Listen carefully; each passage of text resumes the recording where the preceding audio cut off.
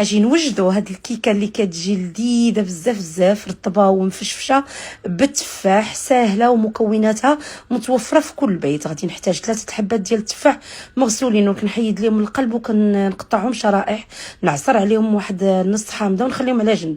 في اناء غادي ندير البيض، السكر، الفانيلا، الزيت، ونطرب كلشي مزيان. نولي نضيف الياغورت بنكهه الموز ونص كاس ديال الحليب، نخلط مزيان. من بعد نضيف الدقيق والخمارات، وهذا هو الخليط ديالنا. كنسكبوه في واحد المول دائري، ومن بعد كنزينو بالتفاح وكنرش عليه السكر فانيلا وكندخلوه للفران يطيب.